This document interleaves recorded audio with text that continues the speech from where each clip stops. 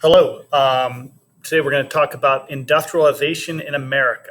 In ninth grade world history, you learn about the Industrial Revolution and that change from handmade to machine-made products. Great Britain, probably where you talked about the most. That's where a lot of times gets credit for beginning. And it's going to spread to America in the 1700s. That there's going to become factories in America in the early 1800s. In this class, we really focus on the late 1800s and early 1900s. Sometimes it would be called the Second Industrial Revolution, but that's when a lot of the change that we're going to look at. So you'd have scenes like this. These would be older. This picture here would be more from like the early 1700s, probably, with machinery, but not electric powered at that point. All right, so the content statement, this goes with number 8, the rise of corporations, heavy industry, mechanized farming, and technological innovations transformed the American economy from an agrarian, which means farming-based, to an increasingly urban industrial society. So again, defining what industrialization is, it's just that when you have that shift from agricultural or farming, again, agriculture, farming, that's the same thing, transformation from an agricultural or farming-based economy to a manufacturing-based economy. In manufacturing, you think like factory work, where you're making things using machinery to make those things. Present day, we would think like an assembly line approach, where maybe people work on a line and do different parts of the job. But so that's happening, and that's happening in America. Again, it happened late 1700s, early 1800s. That there were more factory-based jobs, but really it picks up, and especially nationwide, it picks up in the late 1800s. And early 1900s. Another way you may see those, late 19th century, again, the 1800s would be the 19th century, or early 20th century, 1900s would be the 20th century. All right, so some of the changes caused by industrialization. You see the image that you see on the screen there, these big factories with the smokestacks that take up a large chunk of land. They're probably going to be built along water somewhere, which would help with shipping. So you start to have, though, in America in the late 1800s, you have these rise of corporations. And today we have corporations. McDonald's is a corporation. Walmart's a corporation. Nike's a corporation. Corporations are companies. They're usually, typically you think of they're large companies, but they're not owned just by a single individual. They're owned by, maybe there was a person or a group of people that formed them, but they also have stockholders that own parts of the company. And you or I, we could own stock in a company. Maybe some of you own a share of stock. Maybe it was like a gift when you were born or something like that. As your order, maybe you'll buy stock in a company. But we could go and we could buy a stock in a company or a corporation like Nike or Google or Walmart, and then we technically own a small part of that. But these corporations, these large mammoth companies, they're not just a mom and pop store that is run out of a single town. No, these are companies that might be at least regional, national, maybe even international companies, even back in the early 1800s.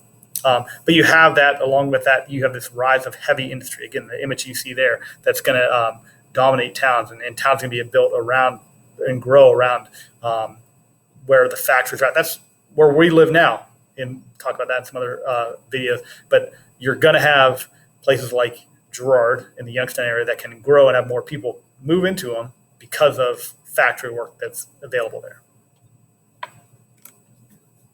All right, let me click away from the video here.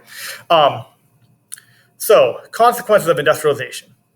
You have a shift in America from, again, mainly agricultural or farming work to mainly factory workers. And the table that's on here shows you that. In 1840, close to 70% of the people in America who are, adults working, they work in some type of farming-based job. They probably own their own farm or they work on a farm, and that's their job.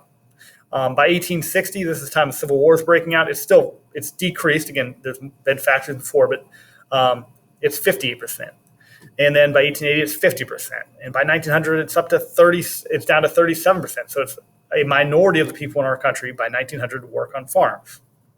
More people are working in other jobs. And it could be a teacher, could be a job. That's not a factory job, but that's not farm labor either, a doctor, a lawyer. But a lot of people are starting to work in factory jobs. So you have this increase in factory jobs. That's why there are less farmers. There's more factory workers. But it's also why there's less farmers is because now we have machinery that can do the work of those farmers. So instead of needing 10 men to work the field, now you have a tractor, and that tractor might be able to do the work of those 10 men and be more efficient and be cheaper. So the machinery that's created during this industrialization, it's not just something that you see on factories, but it's also going to affect on farms, and you're going to have less people needed on farms and working on farms because of that. All right, so again, going with that same idea, consequences of industrialization, you have that shift from rural to urban living. If I can't live in the country anymore, again, rural means country, that's where the farms would be at. Urban is city. We live in Girard, a suburb area outside the city. But if I'm living in 1880 in America, I maybe can't live on the farm in the rural area anymore because my job on the farm is no longer needed because they have a tractor to do the work I was doing before. So I want to, make a living, support myself, my family. So where the jobs are at now, they're in the urban area, they're in the city. And so a lot of people from America are moving from the country, from out in the rural area into the city.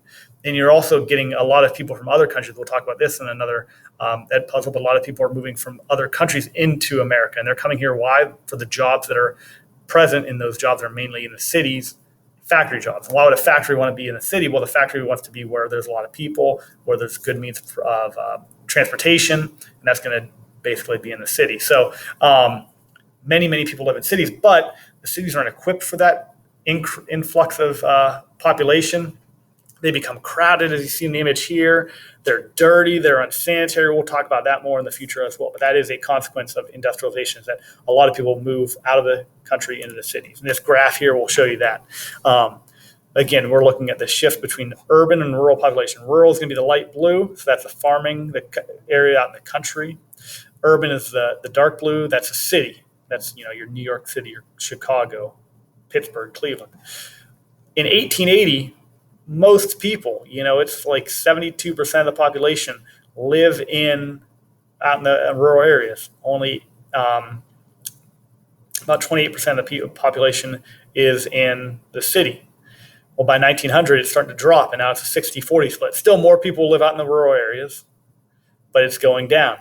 By 1920, it's finally flipped, where now there's a larger percentage. At this point, the census figures would be about 51% of people live in urban areas, 49% live in rural areas. But you have that shift where now more people live in the city. And that's going to continue to today. So from 1920 through 2020, that just continues to get even wider, the split between more people living in urban areas and less people living in rural areas. So consequences of industrialization. Again, 3 other consequences. That new technologies that are created, that spur and spark of the Industrial Revolution, they make production more efficient as machines replace human labor. As I mentioned earlier, on a farm, that would mean that a tractor can do the work of many men. So you don't need as many human beings to do the work because machinery can do it now. And that second bullet point there, increased agricultural production due to mechanized farming. Those earlier graphs, they show less people live in rural areas. That means less people live in the farm. They show less people work as farmers. You may think, okay, then farmers make less product, but that's actually the opposite. Even with less people living in the country, in the farming areas, even with less farmers working as farmers, less people working as farmers, you actually have a significant increase in the actual production from farms with less people because they have machines that can do the work of many people.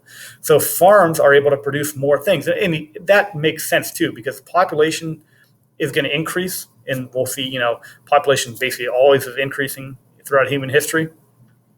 You need to feed those people. And what are agricultural products or farm products? Well, food, that's a big part of it. And so with that said, understand that agricultural production or farm production is going to increase throughout the Industrial Revolution, even with less farmers. Just a key point to understand. Also, development of the mechanized assembly line and mass production, which led to the transition from skilled to unskilled workers. You hear the term like handcrafted, that skill that would be used to make certain products, and still exists to this day. But more and more things would be made in a assembly line approach which means that instead of having to have that great skill at making a product, you just have to know one job. If you know how that one part of making the product, then you can work on the assembly line. They can make a product that's going to work. Maybe the quality isn't quite as good as that individual skilled craftsman, but the owner can make a lot more money because they can make a lot more of the product with the assembly line approach, and that would be another consequence of industrialization. I just finished showing some of the pictures here of some of these new inventions that would be created during Industrial Revolution. The telephone, Alexander Graham Bell, you see in the top left here, making the first telephone call. But now it's possible to pick up a phone and call somebody who isn't nearby you. A light bulb. There've been light bulbs, created for decades, but around 1880. Thomas Edison will patent the first light bulb. The phonograph, another Thomas Edison invention here. This is going to record sound. So this is going to make what the record player and eventually cassette player and CD and modern forms of recording sound possible. So that would be the first step, but this would be a significant invention. You see the first airplane, the first car that would be created. Early automobiles, the early automobiles would not be affordable for most, but eventually assembly line technology will make that possible. An electric washing machine is invented here in the early 1900s, and even the skyscraper, it starts to become a thing in the late 1800s and early 1900s. So as these cities get more and more crowded, there's no place to go for whether it's for office buildings or for homes for people. They start to go up, and they build up higher and higher.